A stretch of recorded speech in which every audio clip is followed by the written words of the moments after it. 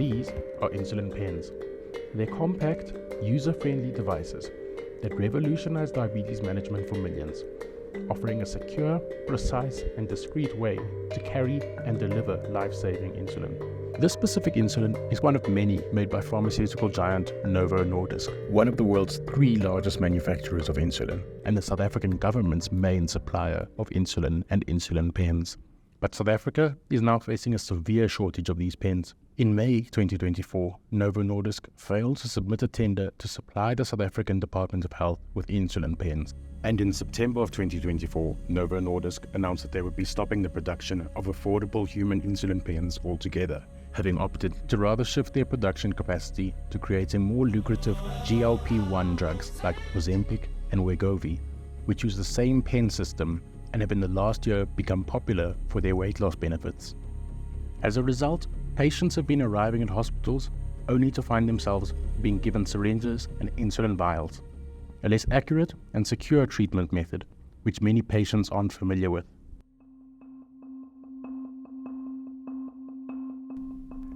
For patients and caretakers like Lecritia, Keabetswe, Lael, and her mother Anthea, there's one common understanding. Theirs is a disease where consistency is essential to living a long and healthy life. A consistency which is hard to achieve when they can't be sure of what medication they're set to receive the next time they visit a hospital. When I was diagnosed back in 1999, it was the valves and the syringes. So it was difficult with the valves. Me being so young and clumsy, I would drop the valves often. They then changed from the valves to the act-rapid pens and the protofen pens as well, which is so amazing. I was so excited about it because now it's like I can live an active life.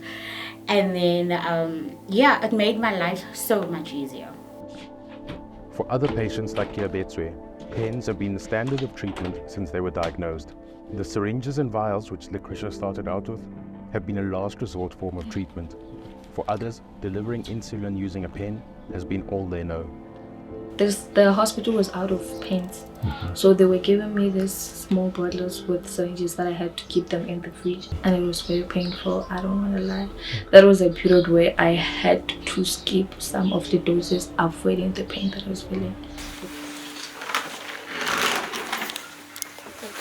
Yeah, she will have her bag with her, which she checks her.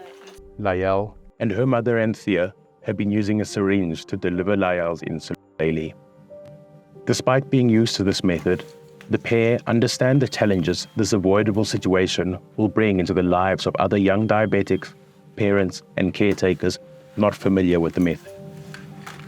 So they actually teach you. We've been taught how to draw this, how to read this. It's so different from each other. How to draw it from the, we totally won't know because this is how we've been taught. And the same like with people using that, they won't know how to use this.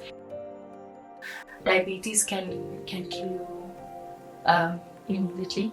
It's what I've learned and experienced. Your sugar can go low within an instant. It's like there's no day that's ever the same.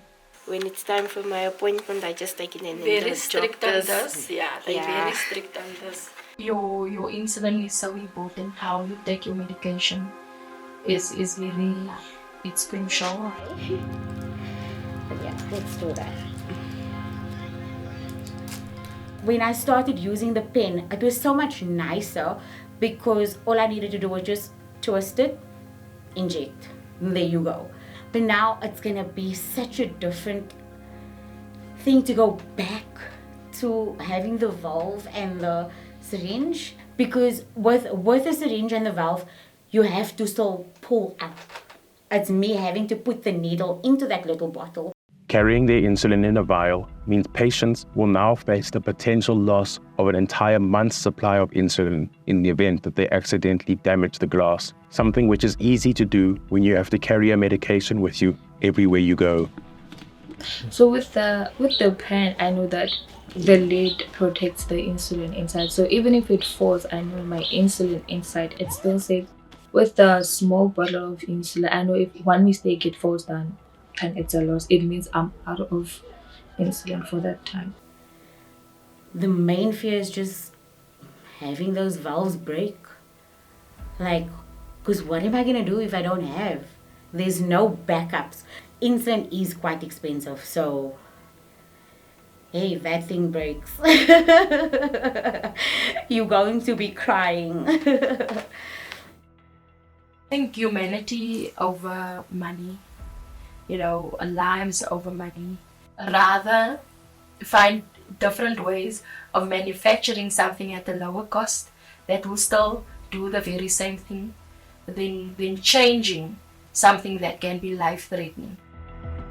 Novo Nordisk, an organization worth over $500 billion, is leaving diabetics in developing economies to use a method of delivery which is rarely seen in wealthy nations.